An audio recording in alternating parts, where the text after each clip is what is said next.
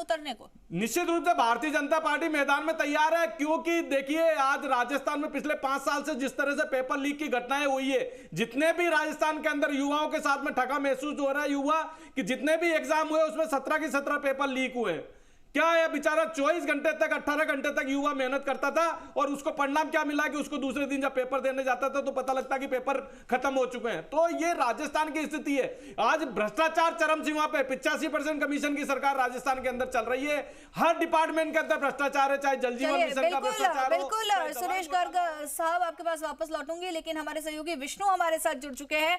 विष्णु, आचार संहिता जारी हो चुकी है, बीजेपी की पहली लिस्ट आ चुकी है और ऐसे में राजधानी जयपुर के सियासी हालात क्या हैं?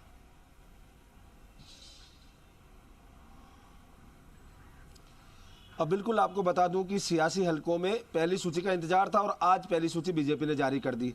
इसको लेकर कई चौंकाने वाले यहाँ पर नाम आए हैं। तो कहीं ना कहीं बीजेपी के जो फील्ड है या सियासी हलके हैं उनमें कई नाम हुए।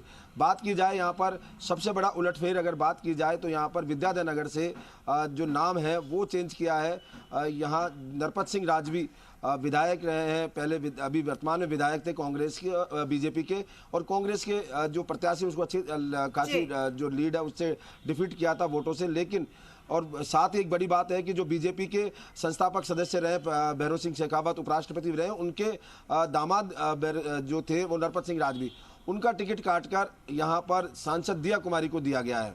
तो कहीं ना कहीं निश्चित रूप से यहाँ पर बवाल हो सकता है, क्योंकि लगातार नरपत सिंह राजवी यहाँ पर चुनाव लड़ते आ रहे हैं और इसको लेकर हालांकि कुछ विरोध वहाँ थोड़ा सा हल्का उनका दिखाई दे रहा था, लेकिन यहाँ सांसद दिया कुमारी को टिकट दिया गया। उसके साथ ही जयपुर में अगर बात की जाए तो दूसरी सीट है झोटवाड़ा, जहाँ पर राजपाल सिंह शेखावत जो वसुंधरा राजे पूर्व मुख्यमंत्री वसुंधरा राजे के खास माने जाते रहे हैं, उनका टिकट काटकर यहाँ पर सांसद राज्यवर्धन सिंह राठौड़ को टिकट दिया गया है।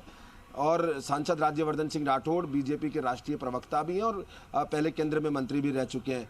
तो ये दो बदलाव यहाँ पर अभी जयपुर की जो है जयपुर में वो किया गया है और इसको लेकर दो बदलाव जयपुर में। इसके अलावा बात की जाए जो अगर प्रदेश की, तो वहाँ पर कई पूर्व एमएलए हैं उनको टिकट दिया गया है। इसके अलावा जो अगर सिलसिलेवार बात की जाए तो एक्स एमएलए के अलावा जो पिछले चुनावों में जिन्होंने पार्टी पर भरोसा रखते हुए उनका टिकट काट लिया था, उसको लेकर वो लगातार फिर भी पार्टी के साथ जुड़े रहे, बगावत में कहीं शामिल नहीं हुए, तो ऐसे उन लोगों को दिया। उसमें नानालाल आरी है जो 2 बार के एमएलए थे, उनको यहाँ पर टिकट दिया गया है।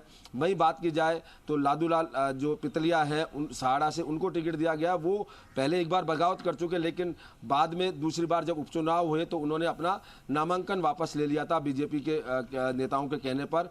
तो हालांकि फिर भी सीट कांग्रेस के खाते में गई थी, लेकिन अब उनको उसका इनाम मिला है और वो लगातार वहाँ उस इलाके में चर्चित, लोकप्रिय और सक्रिय भी है, तो उनको यहाँ पर बीजेपी की ओर से टिकट दिया गया है।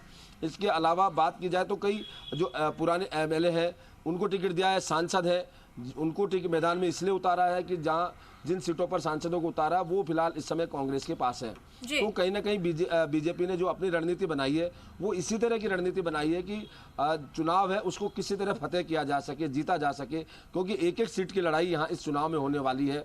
लगातार बीजेपी दावे कर रही है कि वो बहुमत से कई ज़्यादा आंकड़े लेगी, वहीं दूसरी ओर कांग्रेस है वो रिपीट होने का दावा कर रही है। तो ऐसे में